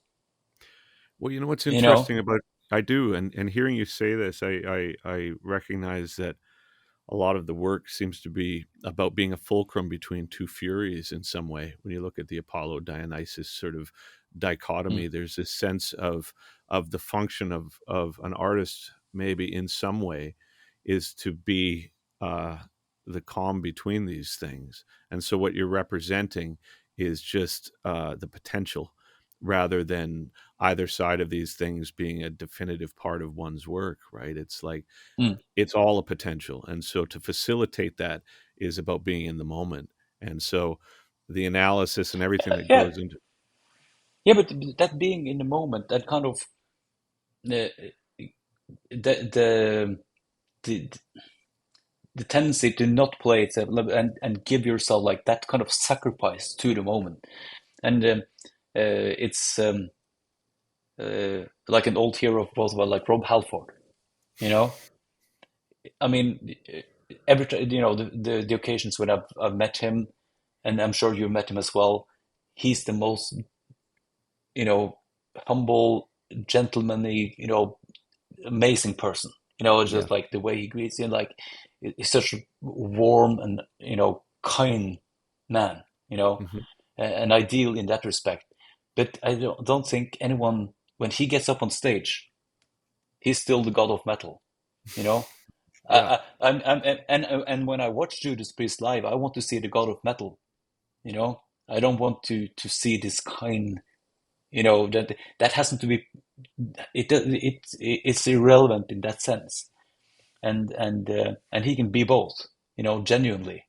Yeah. You know, uh, and it's also this is that's another aspect of this when the art and the artists, you know, in how they are connected, because um, in this day and age with the, you know, the cancel culture and everything, and people go backwards and like artists, well, he had a wrong opinion about this, you know, 100 years ago, or, you know, I heard he was actually a real bastard. You know, I'm sure most of the people that we look up to be like the highlights of artistic culture that we look up to, they might be horrible to live with. Just imagine the poor people who have to live with you and me, you know, and Oh imagine these God. guys. Oh man. Yeah, but I often feel that. but but but uh, but imagine living um, Dali. with yeah, Salvador Dali. Yeah, Yeah, yeah, yeah. living with him. But it doesn't matter to us. That we didn't have to. We can just enjoy what he did. You know. I I often wonder though. It's like, is the value does the value of the art that comes from those sorts of characters outweigh the ramifications of what those actions do to the people close to them, though? You know, because I often think of how society tends to evangelize artists, Mm. and it's okay. It excuses that behavior, but I often wonder if that behavior is in the long run more important. I mean, it's just out of interest, because I often think, you know, if I've seen somebody and I think, oh, he or she has a fantastic body of work, yet their children suffered or their spouse suffered. To me, I struggle with the work past that point on some level, and I don't know if Yeah, it. but then and it can be really really and that's the downside of this access to information, because Truly, then you kind of mix in you know, all these separate things into the do you art. think And it's it's separate? yeah, but it's separate in the sense that um, I I'm afraid sometimes to read interviews with artists, you know, because maybe just because I listened to one of their records or whatever art it was, and they are very outspoken about, well, I meant this and this and this, and Yeah, they kind of they it's like they tearing my experience apart because I interpret it in a whole different way, that's you know. interesting. And they're like, I'm not interested in the artist's you know, Yeah, interpretation and propagandic intention. I mean, yeah. I'm experienced in, you know, my interest in my experience, you know. And when you kind of have to blend these two things together, it doesn't always add up, No, it you doesn't. know. And Yeah, it's like when if we get to meet some of our heroes, you know. And I've been very fortunate to be very pleasantly surprised by some of my heroes to be amazing. same. Yeah, So sometimes not, you yeah. I know. agree. I And it's agree. hard. It's I'd rather have not known, you know, and appreciate again, because it's not about them as people, it's Mm, about the art. And when you separate the two, and you like, they were part of it, and it's like it's like you don't condone drugs by listening to Jimi Hendrix, right. you know. Even probably he couldn't make, could they make Dark Side of the Moon or some of Jimi Hendrix stuff, like could they make it without excessive drug abuse? I doubt it. I doubt it. Probably not, and we are all richer for it, in the culture, Fair, and it fair. was a sacrifice, but it doesn't mean that you condone drug abuse by No, I listening can to those appreciate that. records. I appreciate it. No. And I mean, dude, I would love to keep talking to you. I've got to do a thing in 8 minutes, unfortunately, and it sucks because I'm really enjoying it, and I'm waking up now, which is great. But I just woke up again because I got our flight was at 6 o'clock this morning oh from God, Oslo, but yeah, that means you have to be there 2 hours before, and yes, then sir. I have 2.5 hours of driving. So Yeah, that means so you didn't I get to was sleep. up at a quarter to 1, so I had 2 hours of sleep, and then I got a bit of NSDR on Yeah. the hotel, and then What we're is going for dinner. NSDR? What is Uh, NSDR?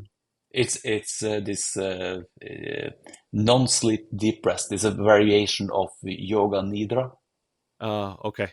It's all from Andrew Huberman. Do you listen to Okay. Andrew Huberman, the Yeah. podcast? Yeah, I've seen him. Yeah, Yeah. he's amazing. It's Yeah, always I great think information.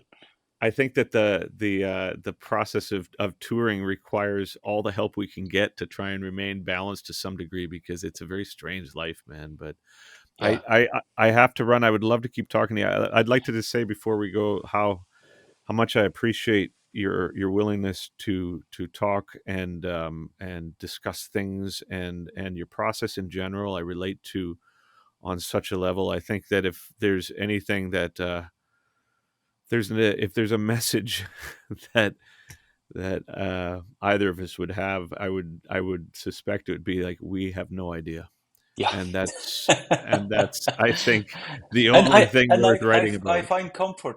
Honestly, I find Me too. from the conversations we've had and Yep. this conclusion to know that you also feel like you don't have a clue sometimes. In Then fact, less that's now. that's been very comforting to me. Oh man. Yeah, honestly, and like Well, and for as long as we know each other, I assure you, all signs point to that not changing. Brother, I love you so much. I really do, and Likewise, and thank you I so much really for having me appreciate it. on there. I probably will Always. not watch this because then I will regret some of the stumbling stuff I've said. But lovely to see you again You and too, my talk to friend. you. And it's always very meaningful, I think. You And too. it's I think it's very valuable for me to in my work as well. But sharing the experience and perspectives, it's really meaningful to me, and I really appreciate it. You And too, my friend. I hope we can get together again soon, whether Yeah. online or offline. Well, Probably I'd feel safer offline probably next time. I I get into in this role of things and the conversation, and I forget that people are watching, I know, but and then that's great, because mm, that's the authenticity that we speak of. I think that if you're coming from a place of trying to speak your truth, then you never have to remember anything. You know what I mean? And I think that's very that's true. and I think that's great, because if the option is to be so hyper vigilant of what you say or do, it's coming from a place of thinking that on some level you're doing something wrong, which I don't believe either of us do, right? So, Yeah, but I right, also my trust I trust the process of same. imagining how much stupid stuff I've said in the past in interviews or whatever, but it really didn't backfire that bad. And it can if I got away with that, this is I'm good. I'm good. Brother, I will talk to you very soon, and when I press stop here, please just don't hang up so it can download. And I Yeah, look for forward sure. to actually spending some real time with you again sometime soon. Me too. Thank All you my so much, my best. friend. See you You too. soon. Take Okay, care. now. Bye bye. All right, for this month's New Music Minute, we are talking to a band from Italy called Asymmetric Universe. Groovy guys, lots of notes. Check it out. Okay. What's your names? I'm Nicolò, And I'm Federico, Where are you from? Italy. Italy. Oh, nice. What's the name of your band? Asymmetric Universe. Asymmetric Universe. Yes. Oh, We awesome! It's nice to recently meet you. signed with Inside Out. Yeah. So What part of Italy are you in? northern Italy. Yeah. So North and Turin, west. Turin actually. I don't know. Oh, cool. Yeah. Yeah. Is this how many albums do you have out? But actually, we have a couple of EPs out now, and we are working on a full length now. Yeah. Oh, cool. So the first Yeah. one is going to be released very soon. We hope very soon. And you're on Inside Out. Yeah. Yes. Nice, man. And so what's the so you've got a new record coming out, and what's the style of music that you guys play? Well, it's a blend of modern progressive metal and jazz, Oh, but cool. with a bit of electronic and strings, a bit of winds. Yeah, we usually have string quartets, Yeah. winds quartet. So like some songs are in a big band direction, and other songs in a more classical direction. More progressive, yeah. Yeah. What were your influences when you started? Well, I mean, metal for sure. Yeah. Actually, we are a big fan of your music, Yeah. for sure. Yeah, Thanks, man. And, But if someone was to listen to your band, is there like a direct, some bands sound a lot like Meshuggah, or some bands sound a lot like Tool, or what have you? well, actually, it's like Animals as leaders, and Oh, cool. Yeah. a bit of maybe like Polyphia and Pliny style, but Yeah. more jazz. more jazz. Definitely Yes, more jazz. we have Is lot it instrumental? Yeah. Oh, cool. Yeah. What do you both play? I'm the guitar player. I'm the bass player. Yeah. Yeah. Oh, that's great, man. And so the new record, do you have a name for it yet? No. No. Do you have any ideas? Well, actually, it's not that soon that will be released. No, we we- think maybe in the spring or Yeah, maybe next later. year. Yeah, next So year for sure. It's too early. Too early. Yeah, Yeah. exactly. That's cool, man. And so tell me about your first two EPs. Well, we started actually. We were fully self-produced. I mean, we wrote, composed, and produced the whole album, the whole EP, and I mixed it too. Oh, nice. And the second one actually was mixed by Forrester Saville, and we also still produced fully self-produced the EP. Yeah. And actually, we take care of everything. Oh, Yeah. that's awesome. Yeah. We're going for a ride. We keep moving up, man. Yeah. I don't know why. So here's a question. I remember when I was making my first record, the things that I found really difficult about it were things that I didn't expect. You know, I had in my mind, I wanted it to sound a certain way, and I wanted the kick drums to sound as, and then when I did it, it was like, oh, that doesn't sound anything like what I was hoping for. What do you find the most difficult part of the recording is for you at this point?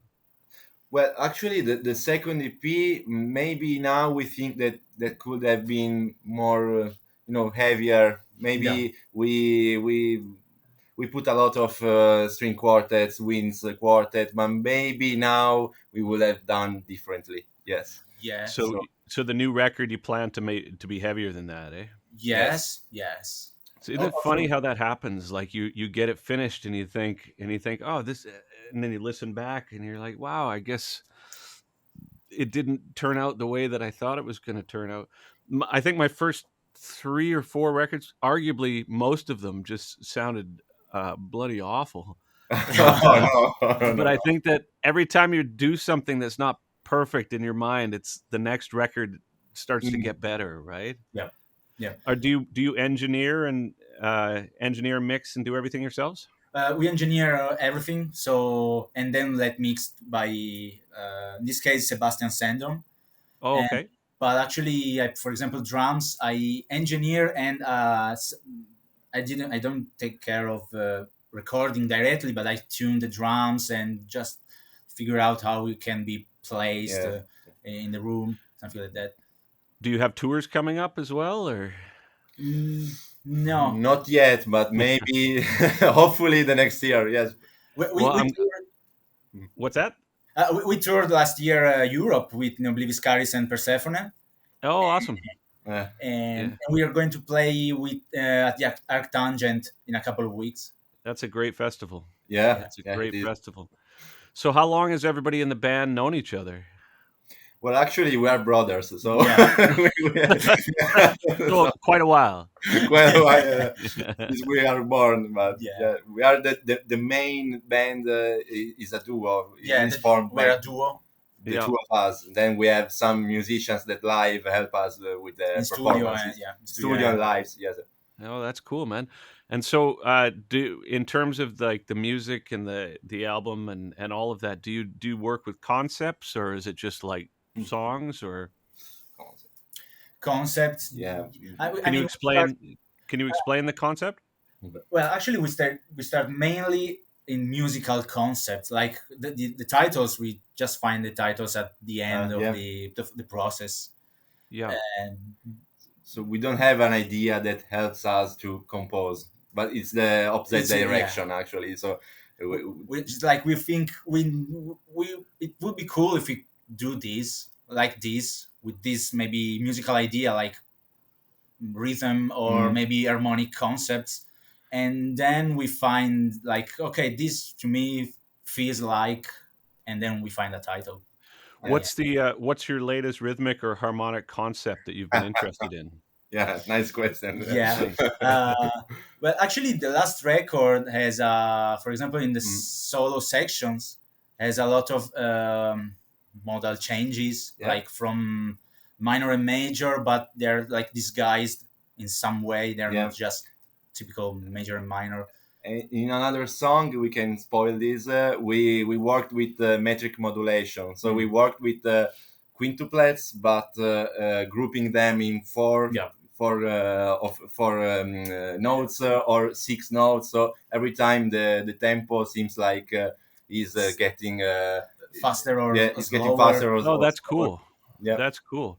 It's what would be a contemporary composer that would do a rhythmic God, I'm just waking up. Sorry, my coffee. Don't worry. What would be a contemporary composer that does a similar technique? Well, I think Philip Glass is Oh, okay. the one Yeah. that we can Sure. get. Yeah. So the Yeah, minimalism. So when you talk about that, just so I'm clear, so it starts with a quintuplet, and then the effect is that the tempo speeds up while the tempo remains constant. It's not like the Philip Glass idea where the one shifts over time. Is that a different thing? No, not like that. But maybe, for example, you can consider, for example, a three note group, and then you can consider them as 16th note. So the tempo is getting faster actually, but that's cool. only on the only psychologically, not realistically. How do you change melodic concepts so it doesn't sound like it's an effect? Well, actually, the challenge is to keep the melodic idea the same Straight. while the tempo keeps changing. Does that displace it? Does that displace where the one lands consistently, or? We try to not displace that. Oh, that's cool. That's cool. That's a difficult thing to do. Yeah. The live session drummers always Hate us for that. Really? Kind of. Really? Yeah. Well, then harmonically, so you were talking about modal shifts. How would that work within the concept of this? Is that a separate thing, or is that within the same idea? Well, it's not in the same song, but the approach is similar. For example, in another song, as within so without, in the solo section, we have this modal shifting from major to minor, but actually it's these guys with pentatonics chords. So actually, the harmonization is built on with pentatonic notes of the notes of the pentatonic instead of just 7 notes. So actually, we have a lot of extensions, and in that case, actually, the section starts with like 1 or 2 bars for each chord, and then start to reduce. Like each bar, we have a modal changes, and then like every half bar, I think. Yeah. Do you try to write your melodic lines so that they would be interchangeable with major minor? It's quite. Well, usually we don't use the same melody over the modulation, but we keep changing the melody within the modulations. Okay, cool. Yeah.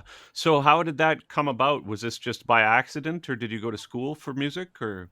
We studied jazz We for a study while. jazz, a lot. Yeah. Yeah. Amazing. Yeah. And that was in Italy, right? Yeah, but we are mainly self-taught. But Yeah. we studied with some people, but mainly self-taught and self-research. Who was a musician in the jazz genre that you found melodically to be the most interesting? Yeah. Yeah, Pat Metini probably. yeah, Okay. yeah. Yeah. Also, Alan Holdsworth, harmonically. Actually. Harmonically, Alan Holdsworth, yeah. What about his harmonic content was intriguing to you? Yeah. Actually, Well, his way of building chords, not triadically, not with triads, Yeah. but just with notes. A group. Yeah. The chords are actually group of notes. Not we tend to think that chords are triads, but actually chords are a group of notes. Yep. And the horizontal approach, like instead of just thinking chords in vertical approach, like this is a degree of the scale, whatever, actually moving horizontally. So actually it creates a sense. I always interpret people's music, and specifically the chords they choose, as being indicative of their personality and in some way. And Pat Metheny was always very sunny. It was very like clean and except for that one record that he did with Thurston Moore. I forget the album. Yeah, I remember that. Yeah, I know the one that really bothered his fan base. But I think that's if there was any record, because I've spent a bunch of time listening to Pat Metheny recently because I've got some friends that are just so interested in it. But that one record, I wish I remember the name, was just the favorite thing that he'd done, because I just love the antagonism of it. I love the fact that the audience was just so upset. Yeah, also in Off Ramp, there's this album Off Ramp where the title track is like Free Jets at all, but it's something strange. Yes. So what about rhythmically? Which jazz artist would you say was the most inspiring for you on a rhythmic level? Maybe rhythmically is more from the metal side. Yeah. Progressive and gent. So the Meshuggah more. Yeah, exactly. Yes. They definitely, I guess, I guess they were one of the first bands that sort of popularized that kind of Philip Glass displacement. Yeah, right? exactly. Yes. Yeah. I mean, it's funny because Philip Glass, I love when I listen to like Baraka, or not, is it Pawakwatsi, the documentary. But anytime I put on his music, what was the one of a buddy of mine? Was it him that did Einstein on the Beach? Einstein on the Beach, yes.